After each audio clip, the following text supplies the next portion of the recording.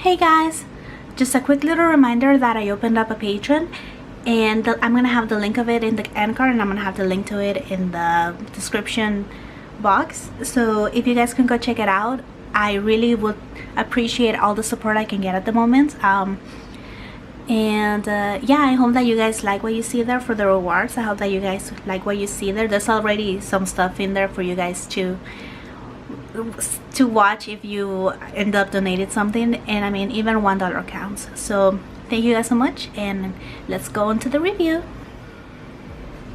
Hey guys, welcome to another video, and today I'm going to be reviewing the Strathmore Tone Mixed Media paper, and this is specifically the toned tan paper. This paper came out, I believe, well actually I saw the announcement on their Instagram in the beginning of March, and it was advertised as being both great for both the dry and wet mediums, as normally mixed media paper is. And I really wanted to try it because it was toned, and I thought that it would give me a lot of possibilities with my paintings, because normally their tone mixed media paper comes in this like this. This is the regularly toned papers, and it is not made to be used for, there's a little drawing I made, it is not made to be used for watercolors at all. This is only 80 pounds. This pad that I bought is 9x12, and it's in their tan version like I said, but you can also get it in gray, and it's 184 pounds, which is different from the regular mixed media paper because those normally are 140 pounds. So this is actually a little bit heavier. While the thickness of the regular mixed media paper feels more like regular watercolor paper, like, you know, the regular 140 pound paper, this one feels more like cardstock. So it's definitely heavier, and you can definitely use wet media with it. This is also classified under the 400 series, and for those of you that don't know or are not familiar with Strathmore, they separate the quality of the papers under different series. They go from 100 to 500, and 100 is for kids and 500 is for their premium paper.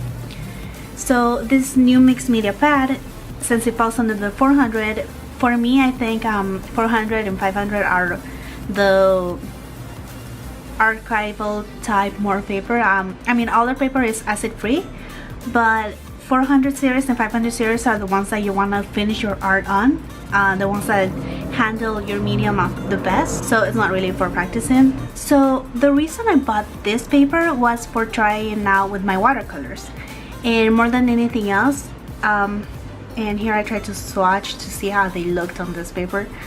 Now you can see that they actually stand out really well, and I used my white nice watercolors because they're the ones I use the most.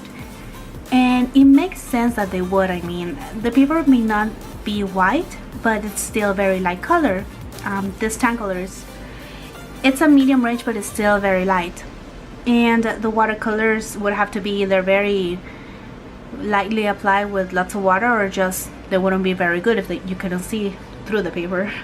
The painting that I made, I just taped the corners. I didn't want to tape the whole thing, just to see how well it handled the paper. I mean, it's still gonna warp if you put a lot of water on it, because paper is paper, and even though this is heavier than the regular mixed media paper, it's still not on the level of the regular 300 pound watercolor paper, you know, so it is gonna warp a little bit. That's why I had to tape the corners, but it actually handled the water really good. It handled the watercolors really good. The paper, in my opinion, handled all of my brush strokes just as well as any watercolor paper. The surface of this is vellum, so it's very smooth, and like you guys know, I really love my smoother surfaces to paint on. And because of this, I was able to paint on details just as well as I do with my other other paintings that I use hot press with. The benefit, I think, of having tone paper is basically the same reason why tone paper exists at all. Your mid-tone is already chosen, your atmosphere basically is chosen for you. All you need to worry about is really what your shadows and your highlights are. But I do think that when you paint with watercolors, especially when you're used to leaving the white of the paper unpainted for highlights, you're basically gonna follow the same suit, you know, you're gonna follow the same rule of you're gonna be aware of your paper just a bit more than someone doing oils or acrylics, because instead of covering the whole thing, the whole paper or the canvas, the surface you're painting or drawing on is gonna be part of your art. So in the end, there's not much else to really say about the paper for me. I think that it really did handle the wet media really well. I mean, I wasn't gonna try dry media already because they already have a paper for the dry media. I mean, the whole novelty of this is that it's mixed media. It can handle watercolor, it can handle wash, it can handle acrylic.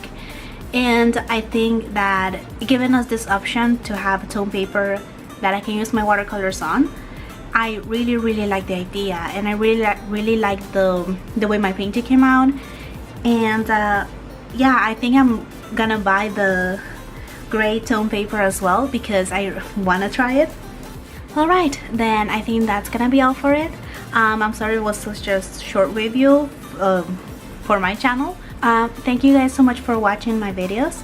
Please like and subscribe if you enjoyed this review, or you can also comment to see what else you want me to review on. At the moment I don't have the funds to buy everything, but if you guys want me to review something and I have the availability of buying it, I am definitely gonna review it. So that's gonna be all, and I'll see you guys next time. Bye.